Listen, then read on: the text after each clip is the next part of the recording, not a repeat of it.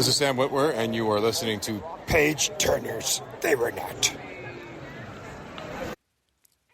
Hello, everyone. My name is Brennan Moore.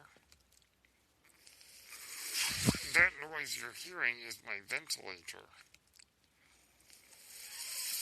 Welcome to Page Turners. They Were Not My Star Wars podcast. Okay, folks, the age of Maul is upon us.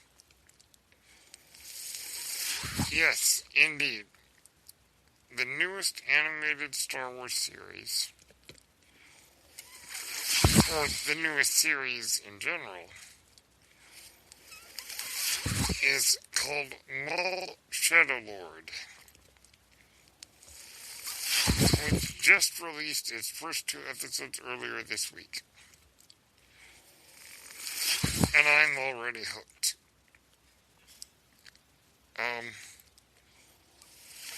There's a lot to talk about, so let me just talk about the animation style really quick. It has been argued by some film fans that the Spider-Man Into the Spider-Verse movie was one of the most important films of recent times because it altered the course of animation. And we certainly see that in the wake of the Into the Spider-Verse film. Movies like The Wild Robot, movies like Puss in Boots: The Last Wish, and many others are being more experimental in their animation style. And the same is true for Maul Shadow Lord. I like the fact that it is still the animated style we're used to from the Clone Wars and Bad Batch. But the edges are more blurry in a impressionistic painting way. The visuals look more like paintings. And the style is so unique to itself. And I love that it has that impressionistic look to it. Something like you might see in the work of Monet. So I really dig the animation style. And by the way, the mood. The mood and the atmosphere are incredible because the atmosphere that this show creates is very much like The Dark Knight, like Blade Runner, the dark cityscapes, the neon lights, but also the fact that in many ways this is a cop drama. So Darth Maul is hiding out in the shadows of a planet called Janix, pulling the strings in the criminal underworld.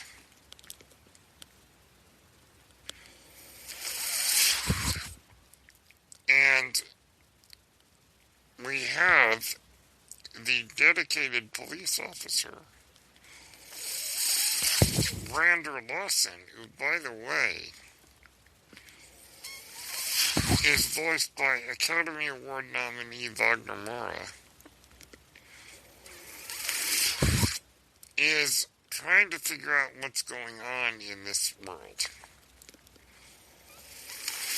I absolutely love that while Maul is the main character, the other characters are equally as interesting. Brander Lawson and his sidekick, a droid by the name of Two Boots, by the way, who is voiced by the instantly recognizable Richard Ayoade. Two Boots is a great side character. And then, of course, you have Devin Azara, the young Padawan, who Darth Maul is going to try to recruit. And her very, very zen Jedi Master, with the very strange name of Iko Diodaki, and the crime lord Ludivario, and Maul's second-in-command, Rook Kast. Rook Kast, by the way, is voiced by Vanessa Marshall. So there's a lot of characters here, and I like that they all feel interesting and new, and Brandon Lawson, the good cop trying to find out what's going on, is the opposite of Cyril Karn. Cyril Karn was full of himself. Brandon Lawson is this divorced dad trying to raise his son, trying to be a cop, trying to figure out what's going on.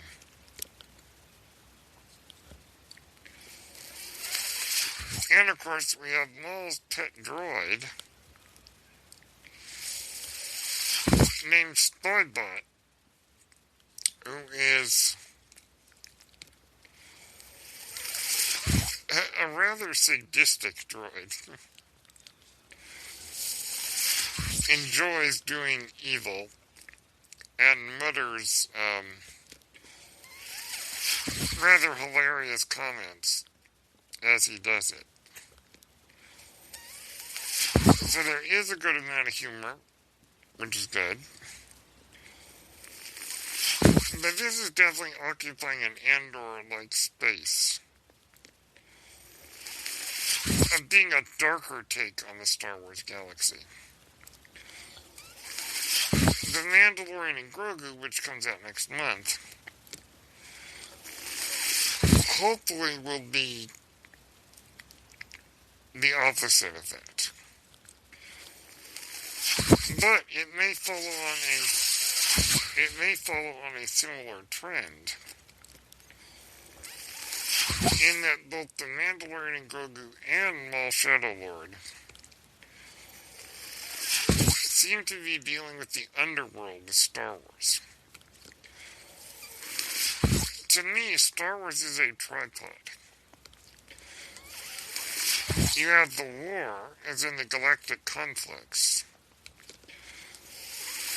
You have the lore, L-O-R-E, as in the myth,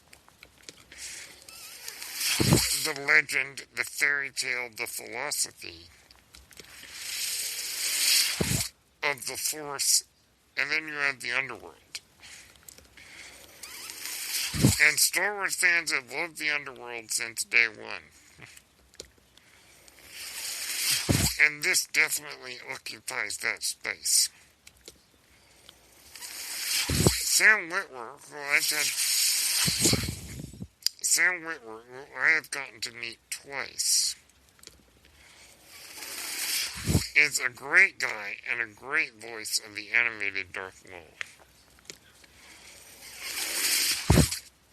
And he brings so much simmering rage. He's a lot more calm, quote-unquote, in this show. But you can feel the anger bubbling below the surface. And he's able to hold it in such a way that you just don't know what he's going to do with it. Maul is such a fascinating character. Because he is a villain, let us be clear. But a villain who is longing for connection. I think he has connection issues. Because after he was cut in half, his own master, Darth Sidious, aka Palpatine, abandoned him. And later beat the crap out of him in a lightsaber duel. But unlike a lot of the other Sith, Maul is longing for connection. I think because his master disowned him. He is out there looking for someone who could be his apprentice, who he can form some kind of twisted connection with. It happened with his brother, Savage. It happened with Ezra Bridger. Maul is trying to find some degree of connection. Now, it could be a connection involving him being the dominant force, and not so much a emotional connection. But I think partially it is, but partially it's also about control. But regardless of how it breaks down, Maul is longing for connection. And he finds this young Padawan, Devin Azara. And he immediately is desiring her to be his apprentice. And we don't know how far he's going to go to try to win her over. But he is going to start by trying to convince her that she was indoctrinated by the Jedi. And that true freedom comes in accepting him. As we know, of course, this is not all the truth. Because the Sith and other Darksiders are about power, control, glory, and Maul is going to deal in his own half-truths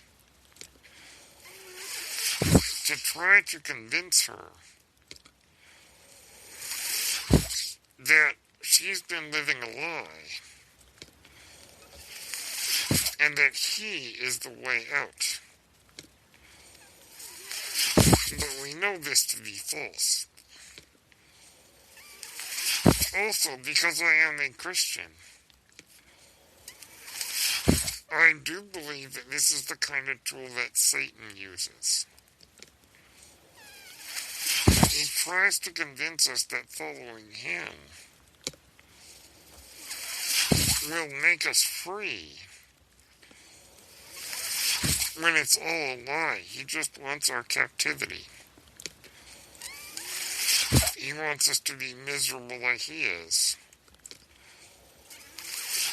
But he deals in lies and half-truths to try to convince us that he is the way to freedom. Maul is using a similar tactic. Little wonder that Maul looks like a devil. There's a lot that we can interpret in that. And not just from the Judeo-Christian culture, but many cultures around the world, as Star Wars often does. Regardless, this is a great start to the series. I'm very proud and happy of all the people behind the scenes.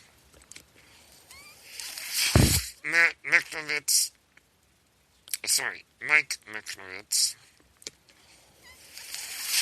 Brad Rao, Dave Filoni, and Athena Portillo. And all the voice cast, too. This is a great show so far. And I cannot wait to see where it goes. So those are my thoughts on Maul Shadow Lord. Thank you for tuning in to Page Turners They Were Not, my Star Wars podcast. May the Force be with you.